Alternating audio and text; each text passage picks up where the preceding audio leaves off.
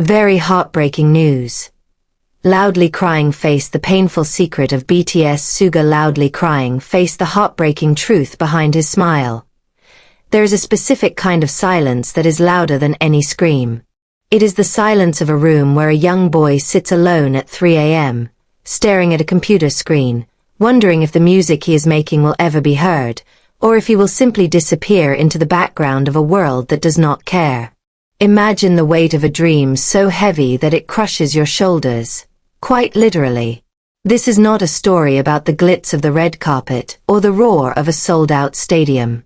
This is the story of Min Yoon-gi, the boy from Daegu who had to burn his own soul to fuel the fire that became Suga. To understand the man who now stands as a pillar of the global phenomenon BTS, we must first walk through the shadows of a past filled with hunger, physical pain, and a terrifying sense of isolation.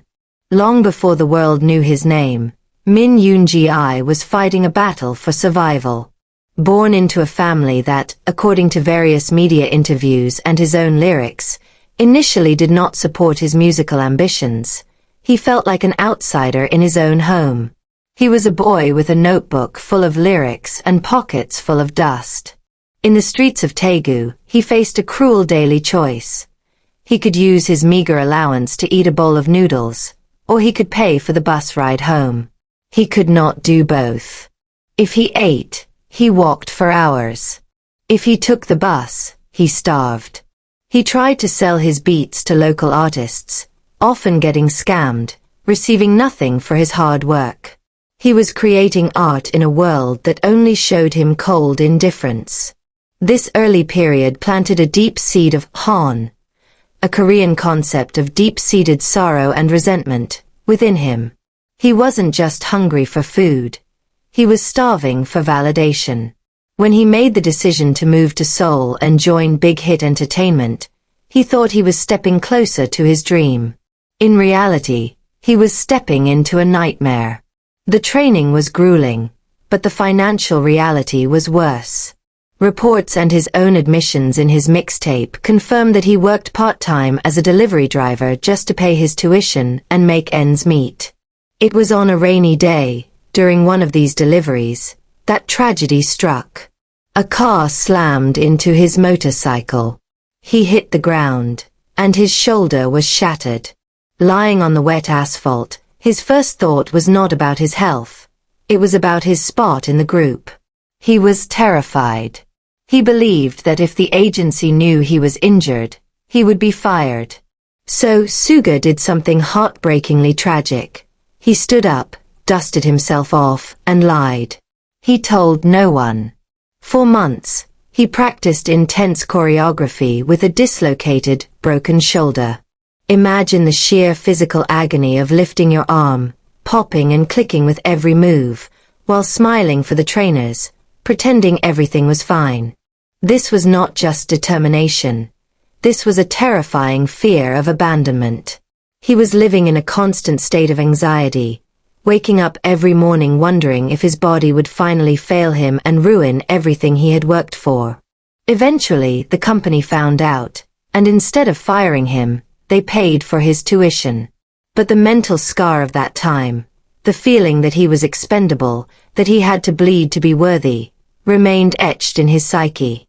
As BTS began their ascent, Suga faced a new enemy, his own mind.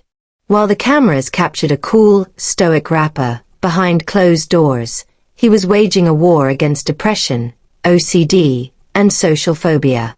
In his solo track, The Last, released under his alter ego August D, he bravely revealed that he had sought psychiatric help. He described standing on the other side of the doctor's door, feeling like a stranger to himself. There were days when he could not step out of the bathroom, paralyzed by an irrational fear of people. He felt like a fraud. As the stadiums got bigger, his anxiety grew with them. He questioned if he deserved the applause. He felt he was trading his youth and his mental stability for success. This internal conflict created a tension that threatened to break him. He was the idol who told fans to follow their dreams, while privately wondering if his own dream was slowly killing him. The physical toll eventually caught up with him. Years of ignoring his injury led to a point where he could no longer lift his arm. In 2020, he had to undergo major surgery. It was a terrifying moment of vulnerability. For a performer, their body is their instrument. To be sidelined, to watch his 6 brothers perform without him during the end-of-year award shows, plunged him into a deep sense of loneliness.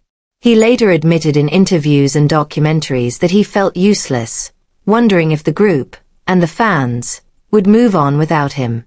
He sat in his room, watching the television, seeing the gap where he used to stand, fighting the voice in his head that said he was no longer needed. However, it is in the way Suga responded to this darkness that we find the true reason for the immense respect he commands. He did not let the pain silence him. He used it. He created August D, a persona that allowed him to scream the things Suga could not say. He turned his trauma into a weapon. His song Amygdala is a harrowing journey into his past, where he speaks of his accident, his mother's illness, and his father's struggles. He invites the listener into his open wounds. He showed the world that it is okay to not be okay. He dismantled the image of the perfect idol, and replaced it with a human being who bleeds, cries, and struggles just like anyone else. People love Suga not because he is a superstar, but because he is a survivor.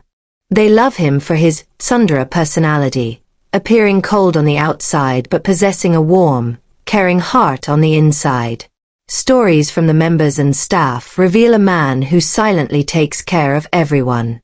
He is the one who buys medicine when a member is sick, who cooks for them without asking for praise, who writes hundreds of handwritten notes to fans on his own birthday to ensure they feel loved. He sacrificed his desire to be a cool hip-hop artist to become an idol because he trusted the leader, RM, and the vision of the group. He swallowed his pride for the sake of the team. Even after achieving everything, topping the Billboard charts, earning Grammy nominations, and selling out a solo world tour, the shadow of his past remains a part of him. But now, it is a shadow he has learned to walk with. His recent enlistment in the military as a social service agent, a result of that severe shoulder injury from his delivery boy days, is a poetic, albeit somber, reminder of his journey. While others serve in active duty, Suga serves in a different capacity, a lasting consequence of the sacrifice he made to keep his dream alive years ago. It is a quiet testament to the fact that scars may heal, but they change the path you walk forever. Suga's dream now is simple. He has stated in his show Suchwita that he envisions a future where the 7 members are together for a long time, sitting around a table, laughing over a drink, with no cameras and no pressure. He wants to be an old man who still loves music. He has moved from a place of resentment, to a place of healing. He is learning to forgive the boy from Daegu who was too hard on himself. As we look at Suga today, we do not just see a rapper. We see a testament to resilience. We see a man who was hit by a car and stood up. We see a man who faced the darkest corners of his own mind and found the light switch. He teaches us that your rock bottom can be the foundation on which you build an empire. He teaches us that silence is not always empty. Sometimes, it is full of courage. As the screen fades to black, imagine Min Yoon-gi sitting in his studio today. The room is quiet. The struggle is different now, but the fire is the same. He takes a breath, not of anxiety, but of peace. He proved that even a damaged wing can learn to fly if the will is strong enough. And in that silence, we realize something profound. We don't just listen to Suga's music, we listen to his survival. And for that, he deserves not just our applause, but our deepest, enduring respect.